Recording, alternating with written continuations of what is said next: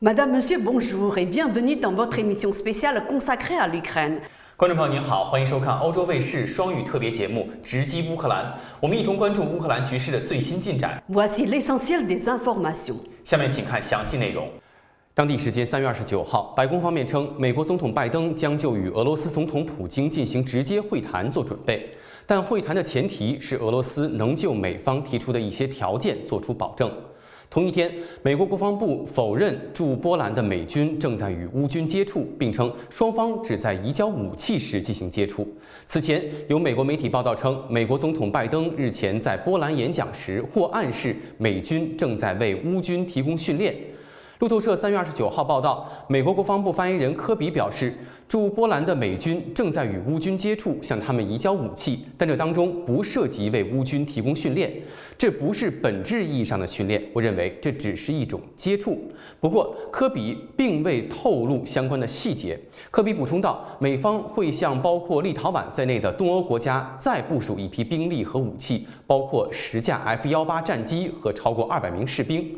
目前，驻欧洲的美军大约有10万人，在俄罗斯对乌克兰发起特别军事行动前，大约有8万美军驻扎在欧洲各国。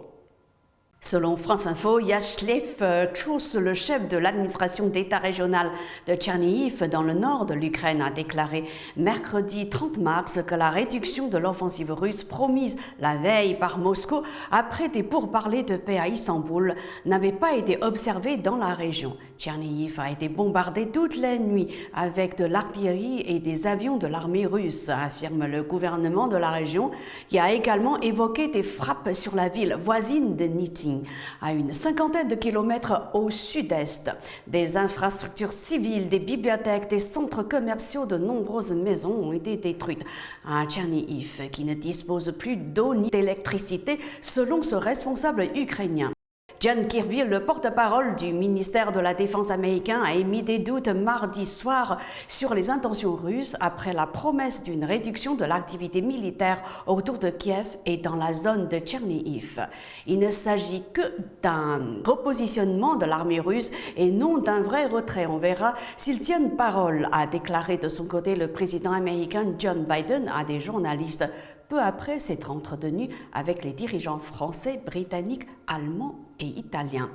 À la suite d'un échange téléphonique avec Emmanuel Macron le 29 mars, Vladimir Poutine a posé comme condition à une évacuation des civils à Mariupol la réduction des forces ukrainiennes qui défendent la ville. La présidence française a pour sa part estimé que les conditions pour lancer dans les prochains jours une opération humanitaire au secours des habitants de Mariupol ne sont pas réunies à ce stade. 近日，哈萨克斯坦外交部副部长罗曼·瓦西连科对一家德国媒体表示，欢迎因乌克兰战争而撤出俄罗斯的公司将生产转移到哈萨克斯坦，并称哈萨克斯坦不希望站在新铁幕的后面。 据德国《世界报》3月28号报道，瓦西连科说，各国不应该仅仅为了避免俄罗斯的制裁而来到哈萨克斯坦，但欢迎所有声誉良好、希望将生产转移到这里的公司。瓦西连科还称，如果出现一个新的铁幕，我们不想站在它后面。铁幕指的是西方国家在冷战时期对东欧和西欧分界线的称呼，也就是两个受不同政治影响区域的界限。 Bruno Le Maire, le ministre français de l'économie, a été catégorique. Mercredi 30 mars, soit quelques jours après que le président ukrainien a exhorté les entreprises françaises à quitter la Russie, il a déclaré que celles-ci doivent appliquer les sanctions prises contre la Russie. Toutes les sanctions et rien que les sanctions. La seule chose que nous demandons aux entreprises, c'est de respecter rigoureusement et scrupuleusement les sanctions décidées au niveau politique, a-t-il affirmé sur Europe 1. Chaque entreprise, en fonction de sa situation sur le terrain, peut prendre des décisions qui sont différentes, a-t-il ajouté, citant les exemples de Renault et d'Auchan. Le constructeur automobile Renault a suspendu ses activités en Russie et le distributeur Auchan, qui a au contraire décidé de rester dans le pays, a notamment fait valoir la nécessité de soutenir le pouvoir d'achat des Russes. L'appel du président ukrainien Zelensky mercredi dernier devant le Parlement français a divisé la classe politique française. Certains, à l'image du candidat écologiste à la présidentielle Yannick Jadot, réclament que les entreprises françaises cessent leurs activités en Russie. Mais d'autres, comme le Rassemblement national, ont mis en avant l'impact économique et financier néfaste pour les entreprises. Faire mal aux entreprises françaises, ce n'est pas notre objectif, a rétorqué Bruno Le Maire. L'objectif n'est pas de faire mal à la population française, mais de faire mal au pouvoir russe et à l'État russe, a-t-il insisté. 当地时间3月29号，乌克兰东部顿巴斯地区的顿涅茨克人民共和国领导人普希林表示，一旦俄罗斯控制整个顿涅茨克，那么该共和国不排除加入俄罗斯联邦的可能。据路透社3月29号报道，普希林表示，该共和国从2014年起就希望加入俄罗斯联邦。在普希林发表上述言论之际，同样位于顿巴斯地区的卢甘茨克人民共和国领导人帕谢齐尼克表示，近期可能会举行加入俄罗斯联邦的公投。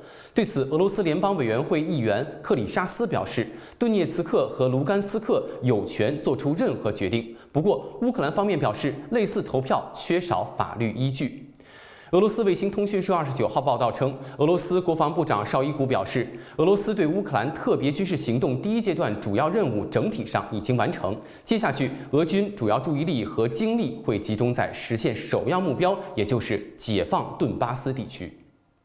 L'Allemagne a activé mercredi le premier niveau de son plan d'urgence pour garantir l'approvisionnement en gaz naturel face à la menace d'arrêt des livraisons russes. C'est ce qu'a annoncé son ministre de l'économie.